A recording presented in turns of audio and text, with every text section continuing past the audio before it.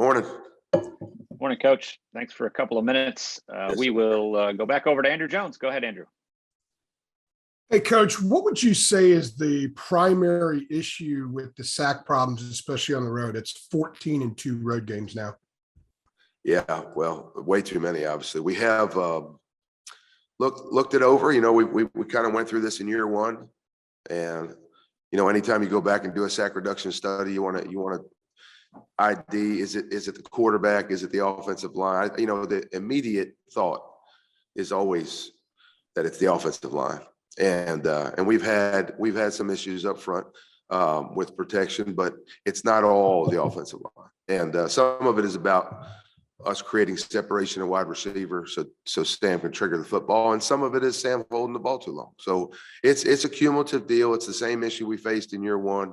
It's got to be addressed. It ultimately falls on me. We talk about having an emphasis every week, and that'll obviously be one of them going into this week's preparation for the Duke game. As experienced as Sam is, did you sense the other night, and maybe even in Blacksburg, that when there is a heavy rush and he's getting hit a lot, that maybe he morphs into something a little bit different, where maybe he's taken off a little bit too soon, or just is kind of reacting in a way where being under duress can maybe cause the guy to make some mistakes? Sam is a competitor, just like everybody else on our offense and our team. And he's trying to make plays. And I think there's areas in the game where we can pass pro better. There's areas in the game where we can pull the trigger better. There's areas in the game where, we've got to separate. It's all the things that I just talked about. But ultimately, I've got to do a better job of moving Sam, and I've got to do a better job of calling some quick hitters and getting the ball out of his hand. If a quarterback, just in general, his problem is holding the football, one of the easiest ways to get him out of that is to call some quick hits, because those are plays that they only work if you trigger the ball right away. And so now you're forcing him to trigger the ball quickly. And so if I have to do that to train a guy to get rid of a football, we do. Now with Sam is he's really, really good with our quick hitters, and he does a good job down the field. And I think if we emphasize press pro this week, and I do a better job of setting him and our guys up on some of those downs, we will be fine. Thank you. Greg Barnes, go ahead. Phil, along those lines, we've talked a lot about the loss of some of the playmakers from last year. Do you think some of this is maybe just a trust issue for Sam and trying to build that chemistry with some of the new faces? Well, I think he trusts who's out there. But you have guys with different skill sets. You know what I mean? So you have wide receivers that do different things than the wide receivers last year. You have a slot that, even though Daz was prolific and Josh Downs was prolific, they're really very, very different. So, we're still we're in week 4 here. We've gone through 4 games, and we have a young group of skill guys. And so that consistency and that continuity is going to get better every week. We've seen some major improvements in some things at our skill positions with the younger guys from game 1 to game 4. And I just think we have to be more well prepared for these away trips with regards to playing well early. I think in both the games that we didn't get off to a good start, those games didn't go well for us. And so the emphasis for us is to be more productive on first down and get off to a better start early on in the game. And that's going to be absolutely pivotal against Duke, because they're going to try and limit the number of touches that we get by limiting the number of drives that we have in the game. Also wanted to ask you, Matt just told us that he wasn't sure that the offense had an identity at this point. Do you see kind of an identity forming with this group? I'm having a hard time hearing you, my friend. I'm sorry. Mac had mentioned that he wasn't sure if the offense had a identity at this point. Do you kind of have a vision of what the identity of this group will be? Well, when people ask me, I've always felt like the identity is taking what they give us. And, if there's 11 guys in B gap, we're not going to bang our head on the wall to run the ball in B gap. And if they're dropping 8, we're not going to insist on throwing the football. And the whole system is designed to put us in a position where the odds are in our favor. And there are many different ways of doing that. I think we've got one of the best approaches. And it really just comes down to execution. I'm not as concerned with what people are doing defensively. I'm more concerned with us making good decisions and being more consistent. And that's probably the number one priority for us right now, is to be more consistent. And we're hurting ourselves more than defense is hurting us. And that's no disrespect to anybody we're playing by any stretch. I mean, we're playing some good football teams and some good players, but turnovers hurt you. Penalties at bad times really hurt you. Not establishing the run game early on, that hurts you. And those are things that we're not used to doing. We need to react better when some of those things happen, and we need to minimize those things early in the game. And I think as we do that, our production will get back to normal. Great. Thank you. Ken Segura, go ahead. Yeah, Phil, I got this is the most pleasant exercise for you, but I was hoping you could kind of explain a little bit on the second and 1/3 and 1/4 runs. What went wrong for you guys? It looked, without knowing the play design, it looked like maybe the tight ends missed blocks on second and 4th downs. We had one that you could probably hang on the RB. We had one that you could probably hang on the tight end. We had one that you could hang on an offensive lineman. And I agree with Coach Brown. I said, when you ought to get 1 yard a high percentage of the time. And we haven't had a series like that since I've been here. Don't plan on having another one. It was a bad series for us, but it goes back to, not to be too general for you, but I mean, it goes back to our consistency. I mean, these are plays that we've run for 2.5 years now, and we've run at a high level. And on each of those plays, we had one player, at least one player, not quite as consistent as they needed to be, and it affected us. And it made it hard to get that 1 yard. And I think, we put our team in a tough spot by not converting. And so as soon as we work on and as soon as we improve being more consistent, I think that's going to have a positive effect in all phases of our offensive game.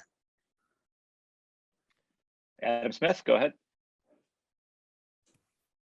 Phil, hey, when you look at Saturday night and some of the things that went wrong, and I was surprised, one of the things that you felt about it, did you think, I guess what I'm saying is, did you think, maybe even excluding the opponents, the way you had played the last 2 weeks offensively, did you think you had turned a corner and those things that bit you wouldn't be biting you anymore? Here's what we do after every game, Adam. You look at all the negative plays and you want to determine, is it something that we did or didn't do? Did we have poor technique? Was it a poorly schemed play? Was it a bad execution by our quarterback or one of our skill players? Is it something that we can improve on and we should be doing well, or is it something we need to scrap because we're just not good at it? Or is it just something that they schemed up defensively? But all of those are different. There's different approaches and different solutions to those. If we don't technique something well, we're not going to scrap it. What we're going to do is get better at it. That's our job. And if schematically it's not a great call or a great play or great against what we're looking at, you would hope during the week that we're probably going to cut it out of the game plan before we reach Saturday. And I think our staff, who does a great job, has done a really good job of keeping us out of bad calls. And I usually don't worry about making bad calls because the staff does such a good job of prepping our game plan. We have very, very high confidence in what we're calling. And I think what it's going to come down to is we have to play more consistently. Now, we'll eliminate bad scheme plays, right? We're going to improve technique when that's the reason why we weren't successful on a particular play. It just depends on what is the issue. When we take the negative plays from the 2 losses out and we watch them in a cut up, it's frustrating to see for the players and the staff that it's more about things that we did or didn't do. Now, the good news on the flip side is that's all, it's like I always say this, if you need a recruit to be 6'5" and he's 5'11", it's never going to happen. You can't improve it, right? But if the 5'11" kid, we need him to improve a little bit of speed or get stronger, those are all things that he can affect or change. And when technique or minimizing mistakes or not committing the penalty or having better ball security, those are all things that have everything to do with how we handle things, not necessarily what the defense did. And so the bad part of that means we're not consistent and we haven't executed in certain series or downs or whatnot. The good part is it's all correctable and we need to do it. We need to do that now. And again, I say that stuff falls on me, and that's going to be the emphasis for this week. Thank you. Over to Gregory Hall. Go ahead. Phil, if you take out the sack yards, just 4.3 yards per carry, nearly half of what you had against Virginia. And if I'm not mistaken, Georgia Tech ran a similar defense. So what do you kind of attribute the issues in the run game from Virginia week to Georgia Tech week? So against this 3 safety defense, a 4 or 5, 6 yard run is a really good run. And we've watched or played against that defense the last 2 weeks. And we've told our guys, look, we're so used to popping a play that goes for 18 or 20, you get spoiled after a while. And you've got to understand that when we knock something down for 4 or 5 or 6 yards, that's a great run. And, it's easy to call plays on 2nd 4 and 2nd 5 and 2nd 6. And that's the world that we live in here, that we want to live in here. And it goes back to my comment earlier about being more productive on first down, particularly earlier in the game. And as we improve our first down production and minimize some mistakes, I think you'll see the run game improve and look a little bit more like it did last week. Do you think you relied too heavily on Sam's ability to run the ball like he showed in 2 weeks prior? Do you think I was what? Do you think you guys relied too heavily on Sam being able to successfully run the ball? Heavily? No, I think we rely on Sam when they give it. I mean, if there's a pull and there's some space and he can run it and go get some yards, I think he needs to do that. I think when we have to give it, we give it and let the running backs handle that job. And then, there's enough of a run game away from read zone is not the only play we run. And I think, we want to get to a point where we can rely on our backs, but quarterback as a run weapon is, you always want that to be a piece of your offense. And I'm just thankful. We're just thankful that we're able to utilize that aspect of the system this year because of the depth that we have in the quarterback room. All right, last one for Coach Longo will come from Art Chansky. Hey, Phil, I don't know if you're paying attention to it or not, but do you hate the hype? I mean, it's there. You have inexperienced players when you've lost so many players, and the hype is so might be getting players to be overconfident. How do you react to that? Do you hate it, or you just not pay attention to it when you go back to work? The truth is, and nobody ever believes me, but I'm gonna say it to you anyway. I mean, I never read an article after a game whether we win or we lose. I never do. It doesn't matter to me. And to be honest with you, Art, I don't have time. As soon as the game's over on Saturday, the focus goes on the next game. If we have players that enjoy positive articles and all that stuff, terrific. As long as they can manage, focusing back in on next week's opponent and approaching it the same way. I think Sam does a good job of that. But my pleasure comes from having one more point than the opponent does. And then it's all about the next week. Now, when the season's over and you're winning games, we're going to use every statistic and every positive thing we did during the year and every draft. And, we're going to utilize that to recruit because it's true and it's factual, and we're going to share that with those guys. So I'm all into that stuff when we get to recruiting, as long as it's true and factual. But during the season, the only stat sheet I want to see is I want to know how we did in situational football after a win. I want to know what the mistakes were after a loss. We really very, very quickly on Sunday put the win behind us. And I have no idea how the other coaches or the players handle it, but it doesn't. Win the game and then enjoy it that night with my family. And then the next day we are locked into the next opponent. And really for maybe a better part of 20 years, that's the way I've handled it. When I was younger, you'd read it all. You want to see your name in the paper, and you want to read about all your guys, and you want to read about your team, and you want to be excited about that stuff. But all it does is pull away from your focus with regards to what's important. That's the next opponent. So it's just been my practice. I don't bother. My wife doesn't talk to me about anything she reads. I don't pay attention to it.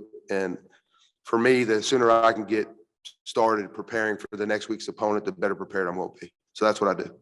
So you may not, it's there. It's in the air. You can feel it, whether you read anything or not. And can you tell when it's affecting the players? And does it differ? How you react to the players if you feel like they're feeling it? So I think if I feel like it's affecting the players, I mean, I know it's there. I can feel it. Every time we run out to Kenan Stadium, it's just electric out there. So they're excited about some things. And you know there's hype about Sam, and you know there's hype about the offense. You know there's hype about defense this year and their expectations for them and our team in general. Like, I mean, we're not oblivious to it all, but it's not a focus. And I'm not seeking out all the comments y'all are making, the articles you're writing, and the podcasts and all that stuff. Heck, I read that stuff from Sunday through Friday. There's so much of it. And so the only time I would even acknowledge it, Art, is if I think it's affecting players. You know, if I think somebody is losing focus because they're enjoying too much of the praise. Outside of that, you know, the major point is to get everybody locked in. You know, it starts with Sam. I always look at my quarterback room and the guy that's running our offense, and I think he's not much different than me now. I mean, he just his first text after I asked him if he's healthy on Sunday morning is, you know, what's the first cut up we're looking at and how'd I do in the game, and we're locked into the next deal. So you'd have to ask all those guys how they handle that stuff, but like it or not, that's how I do it. And the only time I think I even acknowledge it is if I think it's affecting a player. Thank you. Thanks, Coach. Appreciate a few minutes this morning. All right. You guys have a great week.